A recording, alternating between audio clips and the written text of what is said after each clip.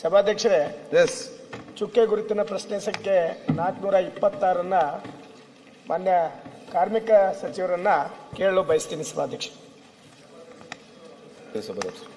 ಸಭಾಧ್ಯಕ್ಷರೇ, ಉತ್ತರವನ್ನ ಕೊಟ್ಟಿದ್ದಾರೆ.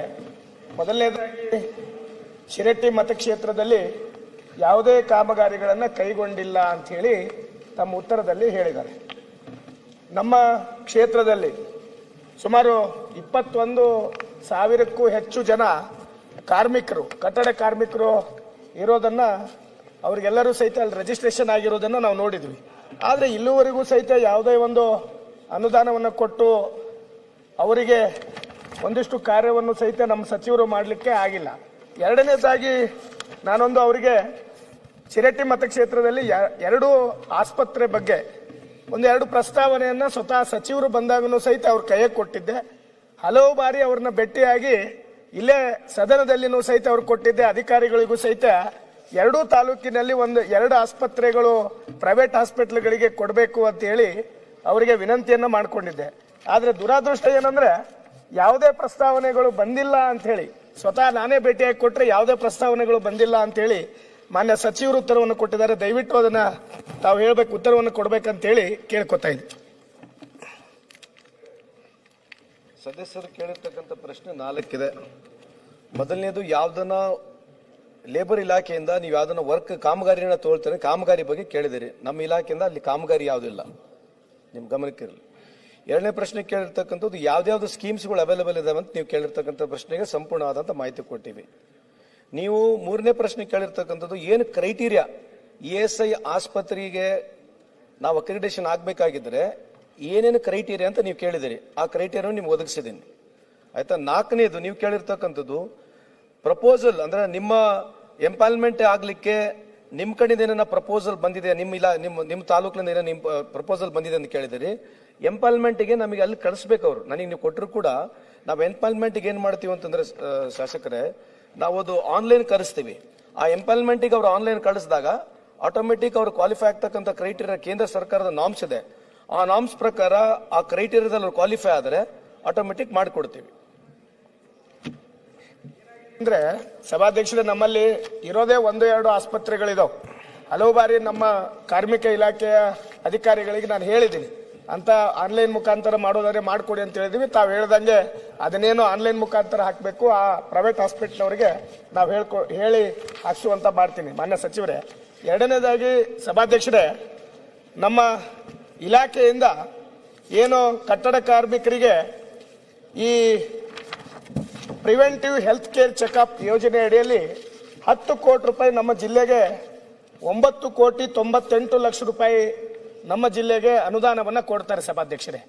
ಅದೇ ರೀತಿಯಲ್ಲಿ ಪ್ರತಿಯೊಂದು ಕ್ಷೇತ್ರವಾರು 5,000 ಜನರನ್ನ ಹೆಲ್ತ್ ಚೆಕಪ್ ಮಾಡಬೇಕು ಅಂತ ಹೇಳಿ ಆದೇಶ ಬಂದಾಗ ನಾನು ಆ ಸಂಬಂಧಪಟ್ಟಂತ ಅಧಿಕಾರಿಗಳು ಮತ್ತೆ ಇಲ್ಲೇ ಒಂದು ಆಸ್ಪತ್ರೆಗೆ ಅವ್ರು ಕೊಟ್ಟಿದ್ರು, ಟೆಂಡರ್ ಮುಖಾಂತರ ಅವ್ರಿಗೆ ಕೊಟ್ಟಿದ್ದಾರೆ. ಯಾವ ಆಸ್ಪತ್ರೆ ಅಂದ್ರೆ ಬ್ಲೂಸಮ್ ಮಲ್ಟಿ ಸ್ಪೆಷಾಲಿಟಿ ಹಾಸ್ಪಿಟಲ್ದವ್ರಿಗೆ ಕೊಟ್ಟಿದ್ರು.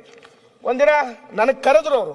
ನಾನು ಹೋಗಿ ಅಲ್ಲಿ ಭೇಟಿ ಆದಂತ ಸಮಯದಲ್ಲಿ ಎಷ್ಟು ಕಾರ್ಮಿಕರು ಇದ್ರಂದ್ರೆ ಒಂದು 15 ಜನ ಕಾರ್ಮಿಕರು ಸಹಿತ ಇರಲಿಲ್ಲ. ಅಲ್ಲಿರುವಂತ ಡಾಕ್ಟರ್ಸು BMS ಡಾಕ್ಟರ್ ಇದ್ದಾರೆ. ಅದನ್ನ ಬಿಟ್ರೆ ಬೇರೆ ಯಾವುದೇ ಕ್ರೈಟೇರಿಯಾವನ್ನ ಫುಲ್ಫಿಲ್ ಮಾಡುವಂತವ್ರು ಅವತ್ತು ಯಾರೂ ಇರಲಿಲ್ಲ.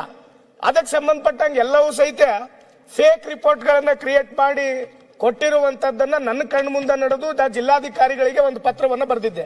ಎಷ್ಟು ಜನಕ್ಕೆ ನೀವು ನನ್ನ ಕ್ಷೇತ್ರದಲ್ಲಿ ಹೆಲ್ತ್ ಚೆಕಪ್ ಅನ್ನ ಮಾಡಿದಿರಿ, ಎಷ್ಟು ಜನಕ್ಕೆ ಮಾಡಿಲ್ಲ ಅಂತ ಕೊಟ್ಟಾಗ ಅವ್ರು ಯಾವುದೇ ತರ ಏನೋ ಒಂದು ಮಾಹಿತಿನೂ ಸಹಿತ ನೀಡದೇ ಇರುವುದನ್ನ ನಾವು ಅಲ್ಲಿ ಏನೋ ಮಾಹಿತಿ ನೀಡಲಿಲ್ಲ. ಹಾಗಾಗಿ ಮಾನ್ಯ ಸಚಿವರು ಅಂತ ಆಸ್ಪತ್ರೆಗೆ ತಾವು ಕೊಟ್ಟಿರುವಂತದ್ದನ್ನ ಇಡೀ ರಾಜ್ಯದಲ್ಲಿ ತಾವು ಕೊಟ್ಟಿದ್ದೀರಿ. ಇಡೀ ರಾಜ್ಯದಲ್ಲಿ ಅವ್ರಿಗೆ ಟೆಂಡರ್ ಆಗಿದೆ. ಅವರು ಇದನ್ನ ಸರಿಯಾಗಿ ನಿಭಾಯಿಸ್ತಾ ಇಲ್ಲ. ಹಲವು ಬಾರಿ ಅವರಿಗೆ ಇದೆ ಅವ್ರಿಗೆ ಸಂಬಂಧಪಟ್ಟಂಗೆ ಯೋಜನೆಗಳ ಬಗ್ಗೆ ಇಲ್ಲ ಸಭಾಧ್ಯಕ್ಷರು, ಯೋಜನೆಗಳ ಬಗ್ಗೆನೇ ನಾನು ಮಾಹಿತಿ ಕೊಡ್ತೀನಿ. What is the question? ಈಗ ಒಂದ್ ನಿಮಿಷ ಕೂತ್ಕೊಳ್ಳಿ, ನಾನು ಮಾಹಿತಿ ಹೇಳ್ತೀನಿ, ಹೇಳಿ. ಯಾಕಂದ್ರೆ ನೀವು ಚರ್ಚೆ ಪ್ರಶ್ನೆ ಆಯ್ತು. ಹೆಲ್ತ್ ಕ್ಯಾಂಪ್ ಕೊಟ್ಟು ಯಾವ ಆಧಾರದಲ್ಲಿ ಕೊಟ್ಟು ಏನು ವಿಚಾರ? ಸಭಾಧ್ಯಕ್ಷರೇ, ನೀವು ಕೇಳಿರ್ತಕ್ಕಂಥ ಪ್ರಶ್ನೆಗೆ ಈಗ ನೀವು ಕೇಳ್ತಕ್ಕಂಥ ಪ್ರಶ್ನೆ ಬೇರೆ ಇದೆ, ಬಟ್ ಎಕ್ಸ್ಪ್ಲೇನ್ ಮಾಡ್ತೀನಿ. ಪ್ರಿವೆಂಟಿವ್ ಮಾತಾಡ್ತೀನಿ. ಕಾರ್ಮಿಕರಿಗೆ ನೀವು ಏನೇನು ಯೋಜನೆಗಳು ತಂದಿದ್ದೀರಿ, ಕಾಮಗಾರಿ ತಂದಿದ್ದೀರಿ ಅಂತ ನಾನು ಕೇಳಿದ್ದೀನಿ. ಯೋಜನೆಗಳ ಬಗ್ಗೆನೂ ಇದೆ ಅದರಲ್ಲಿ. ಈಗ ನೀವು ಹೇಳಿರ್ತಕ್ಕಂಥದ್ದು ಪ್ರಿವೆಂಟಿವ್ ಹೆಲ್ತ್ ಕೇರ್ ಇದೆಯಲ್ಲ, ಪ್ರಿವೆಂಟಿವ್ ಹೆಲ್ತ್ ಕೇರು ವರ್ಷಕ್ಕೆ ಇಷ್ಟು ಜನಕ್ಕೆ ನಾವು ಪ್ರಿವೆಂಟಿವ್ ಹೆಲ್ತ್ ಕೇರ್ ಮಾಡ್ಬೇಕಂತ ಟೆಂಡರ್ ಕರಿತೀವಿ. ಟೆಂಡರ್ ಕ್ರೈಟೀರಿಯಾನಲ್ಲಿ ಯಾರು ಪಾಸ್ ಆಗ್ತಾರೆ, ಯಾವ ಕಂಪ್ನಿಗಳು ಪಾರ್ಟಿಸಿಪೇಟ್ ಮಾಡ್ತಾವೆ, ಅವು ಪಾರ್ಟಿಸಿಪೇಟ್ ಮಾಡಿ ಆ ಟೆಂಡರ್ ಪಾಸ್ ಆಗ್ತಾರೆ. ಅದು ಕ್ರೈಟೀರಿಯಾ ಇದೆ. ನಿಮ್ಮ ತಾಲೂಕಿಂದ ಸ್ಪೆಸಿಫಿಕ್ ಎಷ್ಟು ಜನ ಇದ್ದಾರೆ ಅದೆಲ್ಲ ಸಂಪೂರ್ಣ ನಿಮಗೆ CD ಮುಖಾಂತರ ಕಳಿಸ್ತೀವಿ. ಬೇಕಿದ್ರೆ ಇವತ್ತು ನೀವು ಹೇಳಿದಿರಿ ಪ್ರಶ್ನೆ, ನಾಳೆನೆ CD ಮುಖಾಂತರ ನಿಮ್ಮ ತಾಲೂಕಿನಲ್ಲಿ ನಾವು ಯಾವ್ದನ್ನ ಪ್ರಿವೆಂಟಿವ್ ಹೆಲ್ತ್ ಕೇರ್ ಮಾಡಿದ್ರೆ ನನಗೆ ಮಾಹಿತಿ ಇಲ್ಲ, ಬಟ್ ಖಂಡಿತವಾಗಿ ಎಲ್ಲ ಜಿಲ್ಲಾವಾರು ಮಾಡಿದ್ದೀವಿ. ನಿಮ್ಮ ತಾಲೂಕಿಗೆ ಸ್ಪೆಸಿಫಿಕ್ ಎಷ್ಟು ಪ್ರಿವೆಂಟಿವ್ ಹೆಲ್ತ್ ಕೇರ್ ನಲ್ಲಿ ಎಷ್ಟು ಲೇಬರ್ಸ್ಗಳಿದ್ದಾರೆ, ಯಾರು ಏನು ಯಾವ ರೀತಿ ಬ್ಲಡ್ ಟೆಸ್ಟ್ ಆಗಿದೆ, ಅದ್ರ ಏನಾಗಿದೆ ಅಂತ ಸಂಪೂರ್ಣ ಮಾಹಿತಿ ನಿಮಗೆ ಕೊಡ್ತೀನಿ. ಓಕೆ, ರೇವಣ್ಣ HD ಇದು ನಮ್ಮಲ್ಲಿ ಆಗ್ಲೇ ಇಲ್ಲ. ನಾನು ಅವತ್ತು ಕೇಳಿದಾಗ ಅವರಿಗೆ ಪ್ರಿವೆಂಟಿವ್ ಹೆಲ್ತ್ ಕೇರ್ ಚೆಕಪ್ ಬಂದಾಗ ನಾನು ಅವ್ರಿಗೆ ಕೇಳಿದೆ, ನೋಡಪ್ಪ ನೀನ್ ಎಲ್ಲಾ ಟೀಮ್ ತಗೊಂಡ್ ಬರ್ಬೇಕು, ಆಮೇಲೆ ಎಲ್ಲಾ ಡಾಕ್ಟರ್ಸು ಇರ್ಬೇಕು, ಯಾಕಂದ್ರೆ ಇದರಲ್ಲಿ ಒಂದಿಷ್ಟು ಚಾರ್ಟ್ ಗಳನ್ನ ನಮ್ಮ ಇಲಾಖೆಯಿಂದ ಕೊಟ್ಟಿದ್ದಾರೆ, ಅದರ ಪ್ರಕಾರ ಮಾಡ್ಬೇಕಂದ್ರೆ ಅವರು ವಾಪಸ್ ಬರ್ಲೇ ಇಲ್ಲ. ಆದ್ರೆ ದುರಾದೃಷ್ಟ ಏನಂದ್ರೆ ಬಿಲ್ಗಳು ಮಾಡ್ಕೊಂಡು ಹೋಗಿದ್ದಾರೆ ಮೊದಲೇ ವರ್ಷದಲ್ಲಿ. ಮತ್ತೆ ಮೊನ್ನೆ ಒಂದು 3-4 ತಿಂಗಳ ಹಿಂದೆ ಬಂದಿದ್ರು ಅವರು. ನಾನು ಅಂದಿದ್ದಷ್ಟೇ, ನೀವು ಎಲ್ಲಾ ರೀತಿಯಿಂದ ಮಾಡ್ತೀರಂದ್ರೆ ಅಷ್ಟೇ ನಮ್ಮ ಕ್ಷೇತ್ರದಲ್ಲಿ ಮಾಡ್ಬೇಕಂತ ಕೇಳಿದಾಗ ಸಭಾಧ್ಯಕ್ಷ ಒಂದೇ ಕೇಳಿದಾಗ ಅವರು ಅಲ್ಲಿ ಬಂದು ಮಾಡ್ಲಿಲ್ಲ.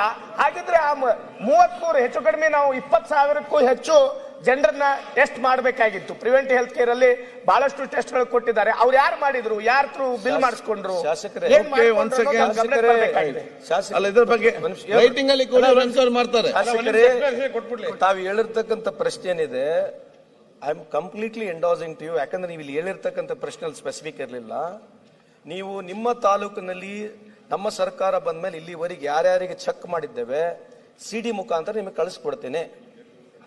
ಏನಾಗಿದೆ ಸಚಿವರೇ, ನಿಮ್ ಗಮನಕ್ಕೆ ತರ್ತೀನಿ. ನಾಲಲ್ಲಿ ಅಲ್ಲ ಒಂದೇ ಕ್ವಶನ್ ನೋಡಿ ಸರ್, ನಾನು ಹೇಳ್ದು ಕೇಳಿ. ನಿಮ್ಮ ಪ್ರಶ್ನೆ ಮಹತ್ವದ ಪ್ರಶ್ನೆ ಆಗಿರ್ಬೇಕು. ಆಯ್ತಪ್ಪ, ಇಲ್ಲಿ ಕೇಳಿ. ಇಲ್ಲಿ ಒಂದ್ ಸೆಕೆಂಡ್, ಪ್ರಶ್ನೋತ್ತರ. ನೀವು ಪ್ರಶ್ನೆಗೆ ಉತ್ತರ ಕೊಟ್ಟಿದ್ದಾರೆ, ಕ್ಲಾರಿಫಿಕೇಶನ್ ಕೇಳಿದ್ದೀರಿ. ಯಾವುದು ಈ ಹೆಲ್ತ್ ಅವ್ರು ಏನ್ ಹೇಳಿದ್ದಾರೆ ಎಲ್ಲ ನಿಮ್ಮ ಎಲ್ಲ ಡೀಟೇಲ್ಸ್ ಕೊಡ್ತೇನೆ. ಅದಕ್ಕಿಂತ ಮಿಗಿಲಾಗಿ ತಮ್ಗೆ ಅನ್ನೋದು ಇದ್ರೆ ಆಯ್ತು.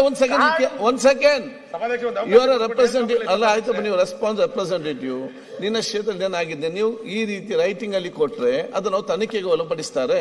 ಯಾಕೆ ರೈಟಿಂಗ್ ಕೊಟ್ಟಿದ್ದೀರಾ? ಕೊಟ್ಟಿದ್ದೀನಿ. ಒಂದೇ ನಿಮಿಷ.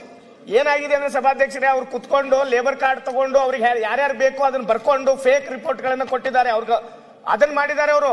5,000 ನನ್ನ ಕಾನ್ಸ್ಟಿಟ್ಯೂನ್ಸಿಯಿಂದ ತೋರಿಸಬೇಕಾಗಿತ್ತು, ಲೇಬರ್ ಕಾರ್ಡ್ ತಗೊಂಡು ಬರೋದು ಬಿಲ್ ಮಾಡ್ಕೊಂಡಿದ್ದಾರೆ. ಅದಕ್ಕೆ ದಯವಿಟ್ಟು ಅದನ್ನ ಎನ್ಕ್ವೈರಿ ಮಾಡಿಸಿ ಅಂತ ನಾನು ಕೇಳ್ತಾ ಇರೋದು. ಅದನ್ನ ಬಿಟ್ಟರೆ ಮತ್ತೇನಿಲ್ಲ. ಓಕೆ, ಅಲ್ಲ ಆಯ್ತು. ನಿಮಗೆ ಅಷ್ಟೇ ಹೇಳ್ರಿ ಸಾಹೇಬ್ರ, ಯಾವುದೇ ಒಬ್ಬ ಲೇಬರ್ ಕಾರ್ಡ್ ಹೋಲ್ಡರ್ ಇಲ್ಲ ಅಂತಂದ್ರೆ ಅವನು ಕ್ವಾಲಿಫೈ ಆಗೋದಿಲ್ಲ ಟೆಸ್ಟಿಗೆ. ನಿಮ್ಗೆ ಹೇಳದ್ ಕೇಳಿ. ಅಲ್ಲ, ಎನ್ಕ್ವೈರಿ ಮಾಡಿಬಿಟ್ಟು ಎನ್ಕ್ವೈರಿ ಮಾಡ್ತೀನಿ ಸರ್. ನಾನು ಕೇಳ್ತಾರ ಕ್ವಶನ್ ಒಂದ್ ಕೇಳಿ. ಲೇಬರ್ ನಮ್ ಕಟ್ಟಡ ಕಾರ್ಮಿಕರನ್ನ ತಗೊಂಡಿದ್ದಾರೆ. ಆ ಇರುವಂತ ಹೆಸರುಗಳು ಏನಿದಾವಲ್ಲ ನಮ್ಮಲ್ಲಿ ನೋಂದಣಿ ಆಗಿರುವಂತವ್ರು, ಅವ್ರದೇ ಫೇಕ್ ಬಿಲ್ ಗಳನ್ನ ರೆಡಿ ಮಾಡಿ ಕೊಟ್ಟಿದ್ದಾರೆ ಅಂತ ನಾ ಕೇಳ್ತಾ ಇದೀನಿ. ವಿತೌಟ್ ಬ್ಲಡ್ ಡ್ರಾ ಮಾಡ್ಲಾರ್ದೆ. ಒಂದ್ ನಿಮಿಷ ಕೇಳಿ. ಅದಕ್ಕೆ ಹೇಳ್ತಿರೋದ್ರಿ, ನಮ್ದು ಆನ್ಲೈನ್ ಸಿಸ್ಟಮ್ ಇದೆ. ನೀವು ವೆಬ್ಸೈಟ್ ನಲ್ಲಿ ಕೂಡ ಚೆಕ್ ಮಾಡ್ಬಿಡ್ಬೋದು. ಆ ತರ ವ್ಯವಸ್ಥೆ ಮಾಡಿದ್ದೇವೆ. ನಿಮಗೆ ಸಂಪೂರ್ಣ ಮಾಹಿತಿ CD ಕೊಡ್ತೀನಿ. ಇಲ್ಲ ಅಂತಂದ್ರೆ ಮತ್ತೆ ಪ್ರಶ್ನೆ ಹಾಕಿ ನನ್ನ ಹತ್ರ ಬಂದು ಕುತ್ಕೊಂಡು ನಿಮಗೆ ಸಂಪೂರ್ಣ ಮಾಹಿತಿ ಕೊಡ್ತೀನಿ.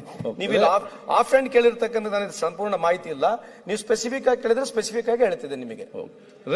ಹೆಚ್ಚಿನ ವಿಡಿಯೋಗಳಿಗೆ ಪ್ರತಿಧ್ವನಿ ಯೂಟ್ಯೂಬ್ ಚಾನೆಲ್ ಸಬ್ಸ್ಕ್ರೈಬ್ ಮಾಡಿ, ಬೆಲ್ ಐಕಾನ್ ಕ್ಲಿಕ್ ಮಾಡಿ.